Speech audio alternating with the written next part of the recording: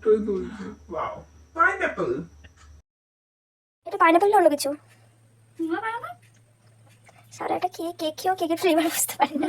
ভাবো একবার, জাস্ট একটা কেক খেয়ে কেকের ফ্লেভারই বুঝতে পারছে না। এই সব মানুষের জন্য কি কেক বানানো উচিত? আমি জানি একদমই উচিত না। এতক্ষণ ধরে যে কীর্তিকলাপগুলো দেখতে পেলেন, এটা হলো 5ই মের ঘটনা। সেদিনকে একটি উদ্বাস্তু অসভ্য মহিলার জন্মদিন ছিল। এই অসভ্য মহিলা বলার কারণে আমি আমার মায়ের কাছে প্রচুর ঝাড় খাবো, কিন্তু কোনো ব্যাপার না, আমি বলতেই পারি ওকে অসভ্য মহিলা। যাই হোক, জোকস অ্যাপার্ট, কেকটার বিষয়ে কিছু বলি, না হলে আর কিছুই বলা হবে না কেকের বিষয়ে। কেকটা ছিল একটা ডান্স থিম কেক, কারণ অসভ্য মহিলা প্রচন্ড নাচতে ভালোবাসে এবং সত্যিই ও খুব ভালো নাচে। কেকটার ইনসাইড ছিল রসমালাই ফ্লেভার অ্যান্ড কেকটা ছিল 1/2 পাউন্ডের। তোমরা জানিও যে তোমাদের কেকটা কেমন লাগলো। আর কেকটা আমি সেমি ফন্ডেন্টের উপরেই বানিয়েছিলাম, কারণ পুরোটা ফন্ডেন্টের উপরে বানালে আমি দৃঢ় বিশ্বাস দিয়ে বলতে পারি কেউ খেত না।